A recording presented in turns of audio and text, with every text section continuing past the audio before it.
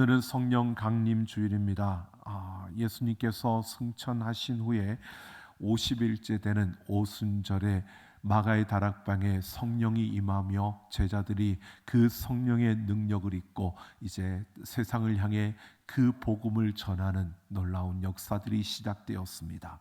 그래서 그 사건을 기점으로 본격적인 신약 시대가 열려진 것입니다. 그래서 우리는 신약 시대를 혹자는 성령의 시대다라고 이렇게도 표현을 합니다.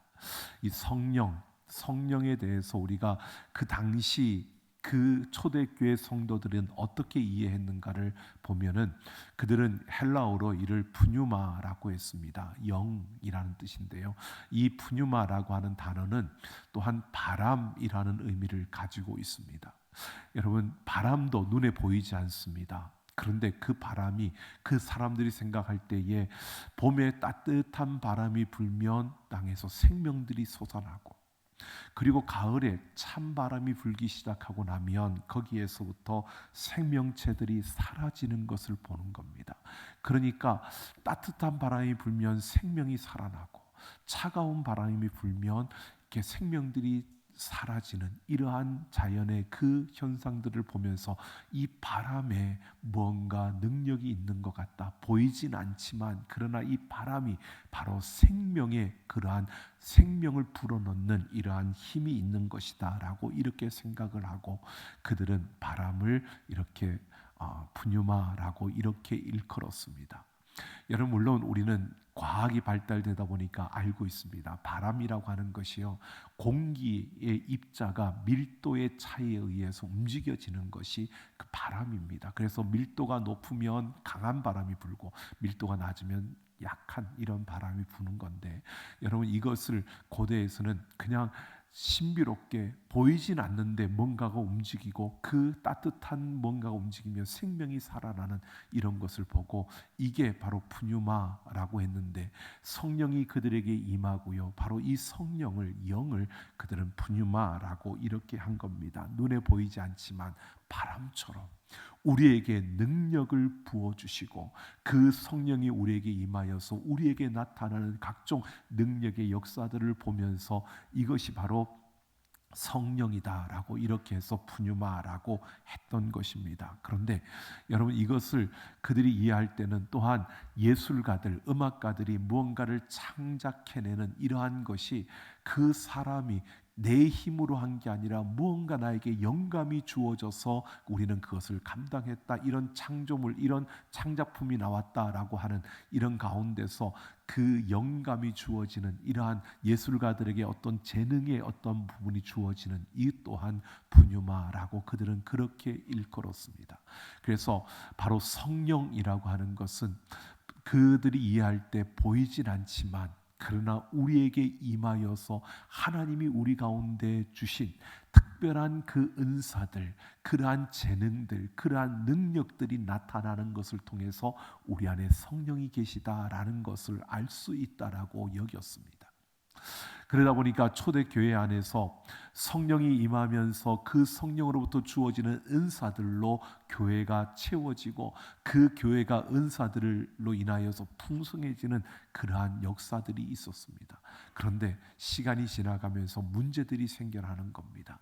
특별히 오늘 고린도 교회를 보면 이 은사들이 주어지니까 이 은사들을 가지고 함께 섬기면서 나에게는 이런 은사가 있고 또 나에게는 이런 은사가 나타났고 막 그렇게 함께 하는데, 시간이 지나다 보니까 사람이요, 그렇거든요.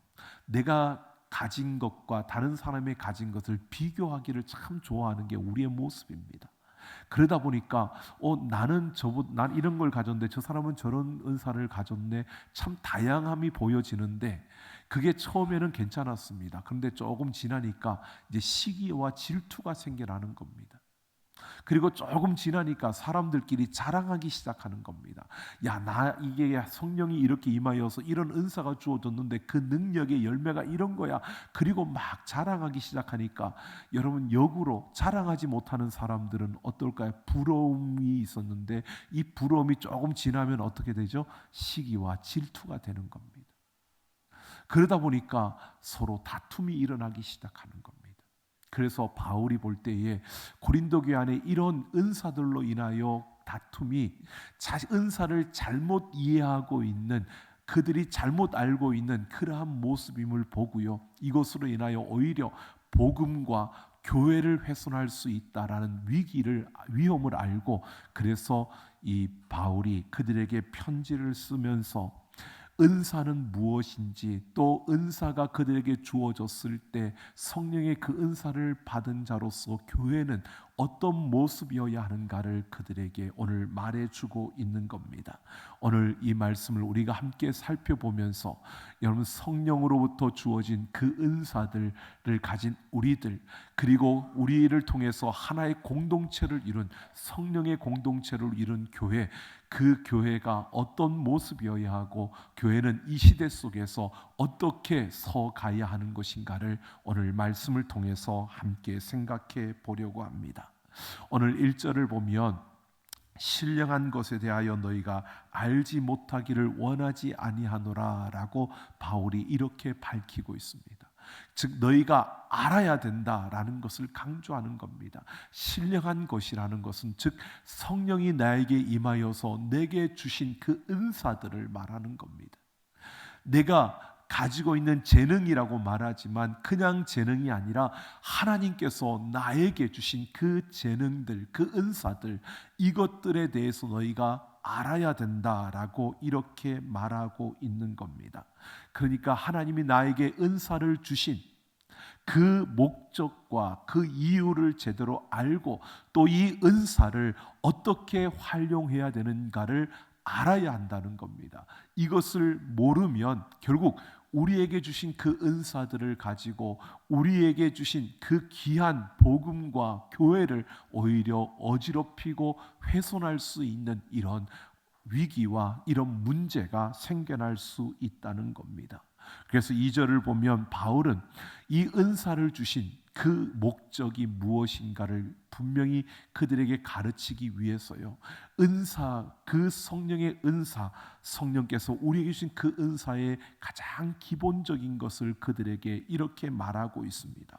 그들이 이방인이었을 때와 예수를 믿고 난 이후에 그 다른 점을 그들에게 비교해 주면서요, 무엇보다 성령으로 아니하고서는 누구든지 예수를 주시라 할 수 없다라고 하는 겁니다. 너희가 예수님을 막 믿기 이전에는 예수를 나의 주라고 말할 수 없었다는 것입니다. 그러나 예수를 믿은 이후에 성령이 너희 가운데 임하고 난 이후로 너희는 어디서든지 예수를 주라고 인정하고 고백할 수 있게 되었다는 겁니다. 이 말은 성령이 우리에게 임하셔서 우리에게 은사를 주시는 것, 그러니까 내가 성령을 받았다라고 하는 그 증거는 나에게 어떤 은사가 나타나고 어떤 신령한 것들이 나타나고 어떤 놀라운 기적이 일어나는 것, 이것이 아니라 가장 기본적인 내가 성령을 받았다라고 하는 증거는 내가 예수를 나의 구주로 인정하고 시인하고 고백하는 것, 이것이다라고 바울이 말해주고 있는 겁니다. 여러분, 예수님이 나의 구세주인 줄로 믿습니까? 이것을 믿는다면 우리는 이미 성령님을 받았고 성령이 우리 안에 거하고 있다는 겁니다. 여러분, 나를 통해서 어떤 신비한 능력이 나타나지 않고 나를 통해서 어떠한 신비한 역사들이 나타나지 않아도요, 내가 예수를 나의 구세주로 고백할 수 있다면 그러면 이미 성령은 우리와 함께하고 있다는 겁니다.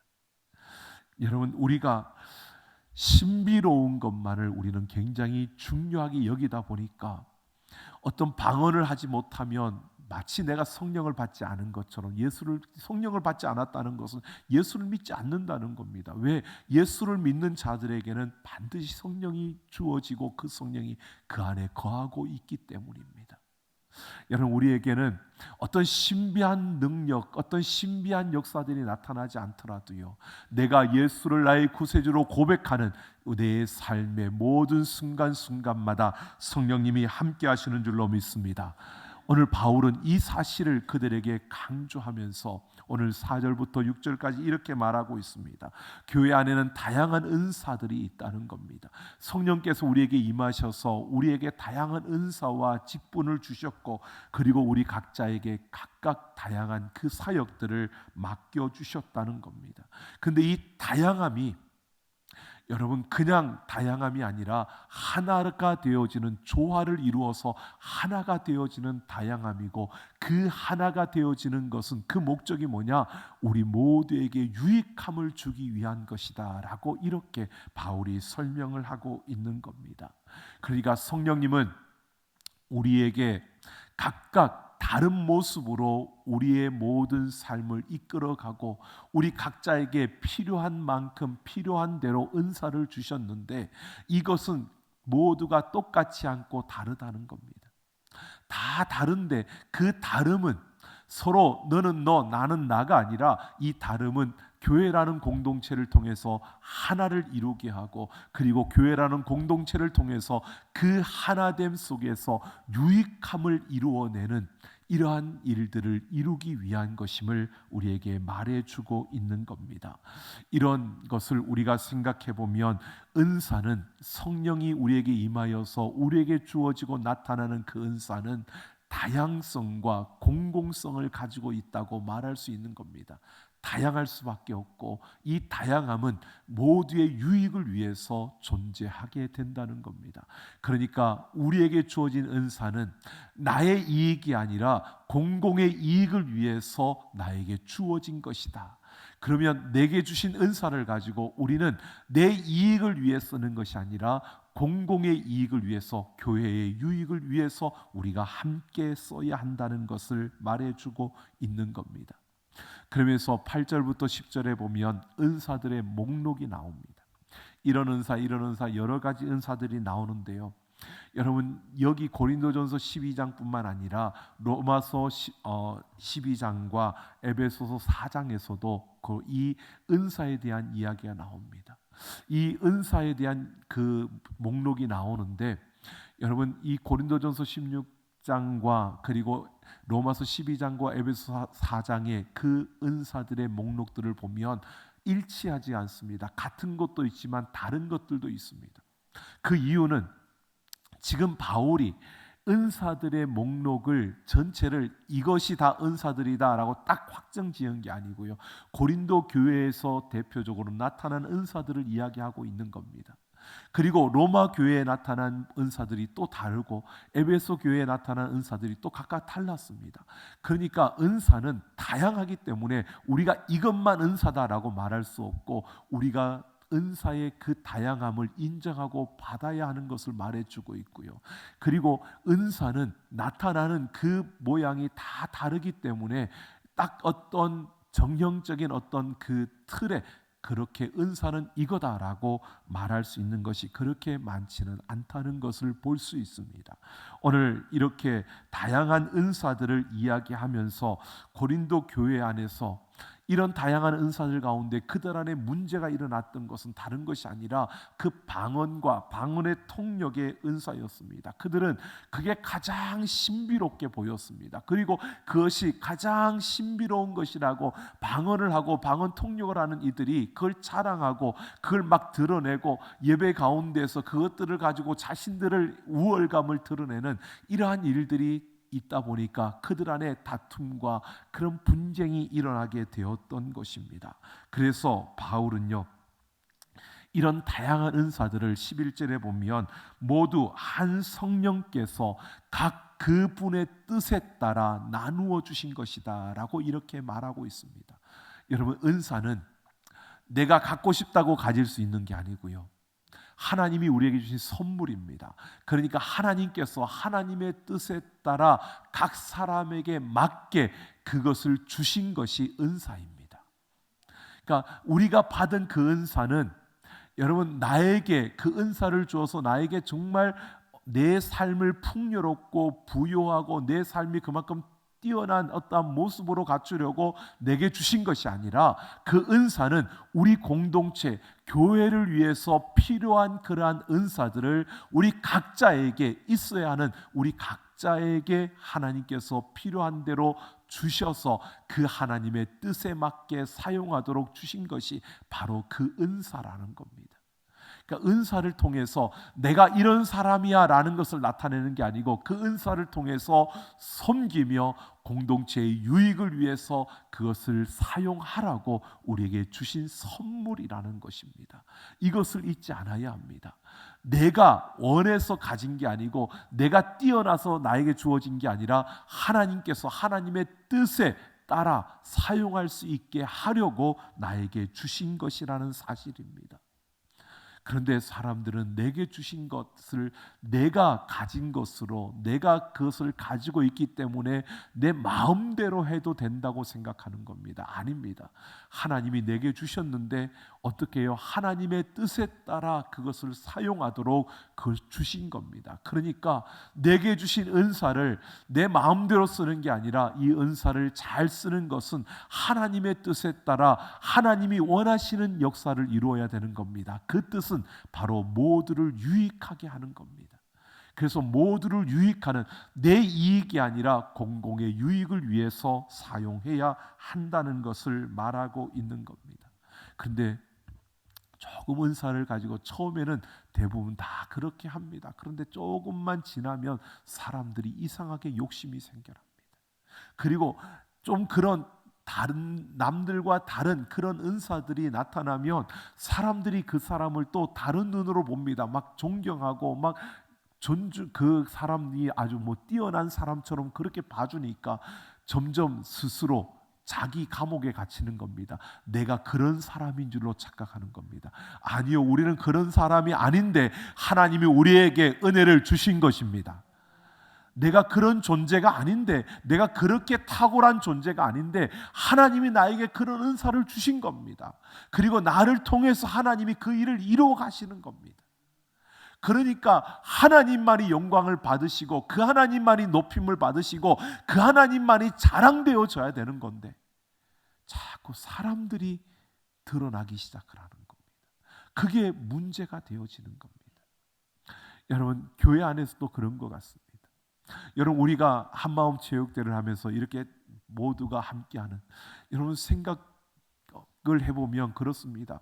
우리가 처음에는 1000명 막 그러다가도 앞에 집행하시는 분들이 우리 현실을 알아야 된다. 예전에 우리는 300명 정도 이렇게 모였다 그랬더니 한 400명으로 잡았습니다.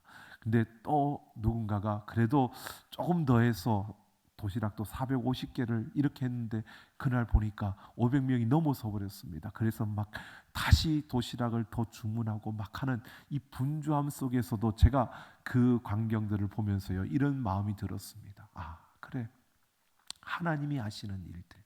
그래서 모두가 다른데 함께 머리를 맞대고 또 같이 함께 그 가지고 있는 자신의 재능으로 서로 함께 어우러져서 이루어가고 있는 그 모습들이요, 여러분 조금 부족합니다. 그리고 우리는 연약합니다. 그러나 우리가 그 부족함 속에서도 함께하고 하나됨을 이루려고 할 때 그 안에 하나님께서 하시는 줄로 믿습니다.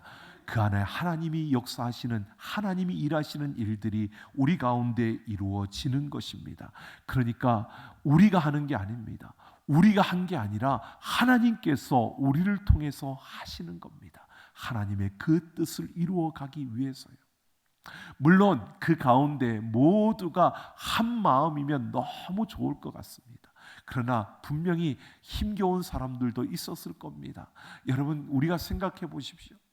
그 모든 사람들이 함께 했는데 모두가 함께 움직이지만 그러나 내 마음대로 움직여집니까? 아니잖아요. 어떤 사람은 어디가 좀 아픈데도 불구하고 와서 그 자리에 지키시는 분도 있고요. 어떤 분은 정말 힘겨운 가운데서도 그 자리를 지켜주시는 분도 있고요. 여러분, 사람마다 그 텐션도 다 다릅니다. 어떤 친구는 텐션이 높아가지고 나오라 그러면 무조건 뛰어나가는 친구도 있고요. 어떤 분들은 또 그게 힘겨우니까 나오라 그래도 난 못 가, 그리고 그나마 그 자리를 앉아서 지켜주고 있는 분들도 있었고요. 여러분, 그렇게 다 다른데 그 다름 속에서도 하나됨을 이루려고 우리는 그렇게 하나님의 뜻에 따라서 하나님이 이루시는 역사들을 보기 위해 우리는 그 자리에서 함께했던 그러한 걸음이었습니다. 그러니까 여러분, 우리는 그렇게 보는 겁니다. 다르잖아요. 다른데 그걸 인정을 해야 되는데 그렇지 않고 나와 다른 모습을 보고 틀렸다고 생각을 하면 우리는 하나 되기 어려운 겁니다. 고린도 교회는 그랬습니다. 그러다 보니까 우월감에 자신을 드러내는 사람이 있는가 하면 열등감 속에서 기죽어서 그냥 고개 숙이는 이들이 있었던 겁니다. 여러분, 우리는 조금 뛰어난 사람이 있는가 하면 조금 모자란 사람도 있고, 또 그만큼 앞선 이가 있는가 하면 좀 뒤처져 있는 이들도 있는 겁니다. 그러니까 우리가 하나라는 거죠. 그래서 하나님께서 우리를 함께 모아주신 겁니다. 여러분, 그런데 한번 보십시오. 내가 잘났다고 하는 사람들도요, 계속 잘났던가요? 아니요. 어딘가에 뭔가 모자라는 부분이 보여집니다. 그때에는 나도 이런 사람이야 라고, 나도 이 정도밖에 되지 않아 라고 생각할 수밖에 없는 순간이 주어집니다. 여러분, 하나님은 우리 한 사람 한 사람들에게 정말 한 사람이 잘나서 그 한 사람을 통해서 모든 일을 이루시는 분이 아닙니다. 하나님은 우리 각자가 다르지만 또 잘나고 못난 모습이지만 하나님 우리 모두를 통해서 하나님의 일을 이루시는 줄로 믿습니다. 그래서 하나님은 그 다양함 속에서 하나를 이루어 가시는 분이 우리 하나님이시라는 겁니다. 그래서 하나님께서 몸의 비유로 오늘 바울을 통해서 우리에게 이야기해 주면서요, 이렇게 말합니다. 한 성령으로 세례를 받아 한 몸이 되었다라고 말하고 있습니다. 여러분, 우리는 한 성령으로 세례를 받아, 세례라는 것은 예수 그리스도와 함께 연합되는 겁니다. 예수 그리스도의 그 십자가의 죽음과 부활의 승리와 우리는 예수와 함께 죽고 예수와 함께 사는 그 세례를 통해서 우리는 예수님과 하나 되는 연합됨을 이룬 자들입니다. 여러분, 그 십자가의 죽음은 피입니다. 그래서 성경에서 오늘 보면은 성령을 마신다라고 이렇게 말합니다. 우리는 다 한 성령을 마신다. 이것은요, 우리가 성령으로 하나 되어진 생명의 공동체라는 겁니다. 여러분, 우리는 예수 그리스도 안에서 하나가 되어진 바로 한 성령으로 말미암아 세례를 받아 한 몸을 이룬 영원한 생명을 가진 그러한 존재가 된 줄로 믿습니다. 그래서 성령의 공동체를 오늘 바울은 뭐라고 말하고 있느냐면 한 성령을 마신 바로 생명의 공동체라고 말하고 있는 겁니다. 우리의 몸이 유기체로, 여러분 손과 발과 우리 머리가 여러분 한 몸을 이룬 것처럼 우리는 한 교회를 이루고 있는 것이고요, 이것은 바로 우리 모두가 한 생명으로 서 있다는 것을 말하고 있는 겁니다. 여러분, 성령의 공동체라는 것은 이렇게 한 생명으로 이루어진 생명의 공동체이기 때문에 우리는 다양함을 인정하며 서로 존중하면서 우리 안에서 하나됨을 이루는, 그래서 그 생명으로 내가 살아나고 또 함께하는 이들을 살려내며 하나님의 몸된 교회를 아름답게 세워가는 것, 이것이 바로 성령의 공동체요 생명의 공동체라는 것입니다. 여러분, 우리는 이런 자들이 되기를 원합니다. 살아나고 살려내고 세우는 우리 모든 삶이 되기를 예수님의 이름으로 축원합니다. 이게 성령의 공동체고 생명의 공동체가 나아가는 걸음입니다. 그러기 위해서 우리는 어떻게 해요? 서로를 인정하고 존중하고 내가 가진 은사로 공동의 유익을 위해서 섬기며 헌신하며 희생할 수 있는 그런 우리의 삶을 살아내야 하는 겁니다. 우리는 각자가 다르기 때문에 우리 각자에게 주어진 자리가 있습니다. 우리 각자에게 맡겨진 위치가 있고 그 사역들이 있고 우리 각자에게 주어진 능력과 재능들이 있습니다. 여러분, 그 자리에서 우리는 살아나고 살려내고 세우는 이러한 걸음을 걸어가기를 예수님의 이름으로 축원합니다.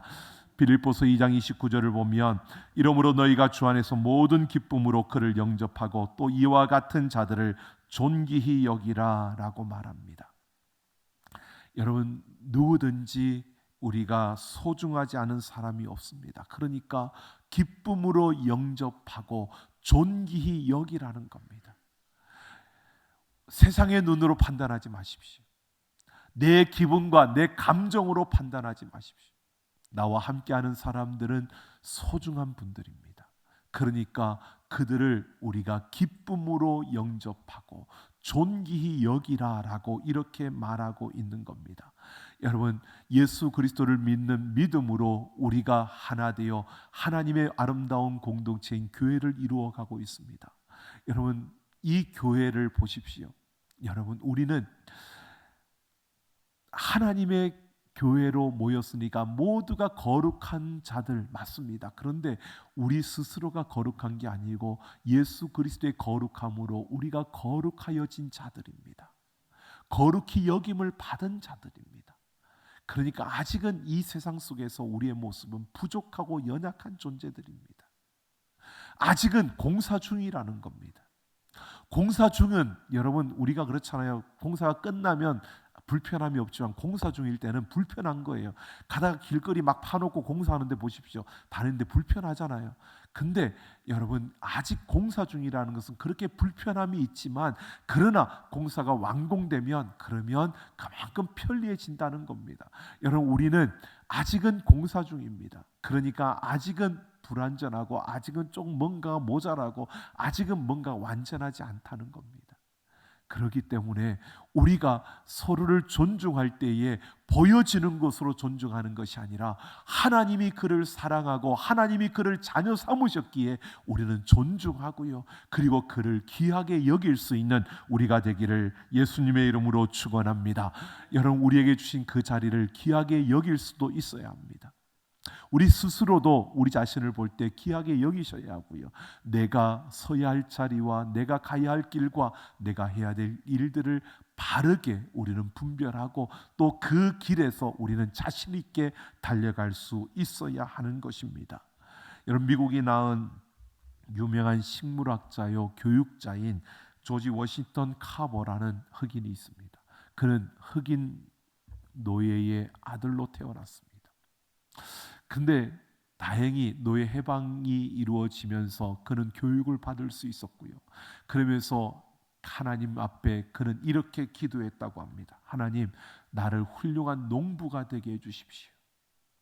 그리고 열심히 땀을 흘리며 땅콩을 재배하는 이러한 기술들을 익혔고 열심히 농사를 지었습니다. 근데 땅콩을 많이 수확했는데 이게 판매가 되고 나가야 되는 잘 안 되는 이런 상황 속에서 그는 하나님 앞에 또 기도했답니다. 하나님, 이 땅콩을 가지고 무언가를 할 수 있도록 무엇을 해야 될지 나한테 지혜를 주시고 좀 가르쳐 달라고 그렇게 기도했답니다.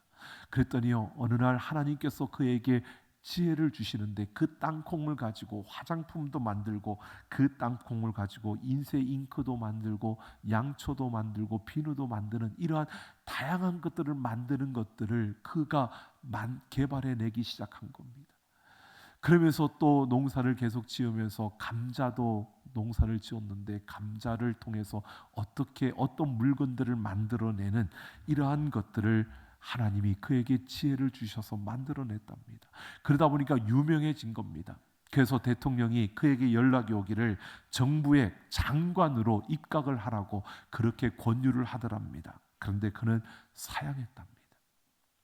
여러 번 장관이 되어달라고 대통령이 통보를 했는데 그는 나는 내가 해야 될 일이 있습니다 라고 하며 거절했답니다. 나중에 그의 자서전에 이렇게 썼습니다. 사람들이 그 대통령이 장관이 되어달라고 요청했을 때 왜 거절했느냐라고 했더니 그는 이렇게 말합니다. 나는 더 큰 성공의 자리로 가는 것보다 내가 하나님께 기도한 대로 내 자리를 지키고자 했을 뿐입니다. 여러분 우리 같으면 어떨까요? 아 바보같이 대통령이 그 장관 하라면 하지 이런 생각이 들지 않습니까? 근데 그는요 하나님께 기도한 대로 내 자리를 지키고자 했다는 겁니다. 여러분 오늘 우리는 하나님 앞에서 우리에게 주신 그 자리를 귀하게 여기고 내가 기도한 대로 또 하나님께서 나를 세워주신 대로 또 하나님께서 나를 사용하실 대로 여러분 그렇게 쓰임받는 것이 우리에게 가장 복되고 아름다운 것임을 말해주고 있는 것입니다. 여러분 우리는 이 세상 속에서 최고가 되라고 우리가 이 땅에 존재하는 게 아니고요, 우리에게 주신 대로, 우리가 기도하는 대로, 하나님께서 우리를 사용하시는 대로 하나님께서 기뻐 받으시는 이 교회를 위하여, 교회의 유익을 위하여, 하나님의 나라를 위하여 사용되어지는 하나님의 자녀로서 우리는 부름받았고, 생명의 공동체에 속한 자답게 여러분, 우리의 생명으로, 우리에게 주신 것으로 살아나고 살려내고 세우는 우리의 걸음을 걸어간다면 그 걸음이 가장 복되고 가장 아름다운 걸음이 되어지는 것입니다. 여러분, 우리는 성령의 공동체, 생명의 공동체에 속한 자로서 여러분, 살아나고 살려내고 세우는 우리의 삶, 우리의 걸음이 되기를 예수님의 이름으로 축원합니다.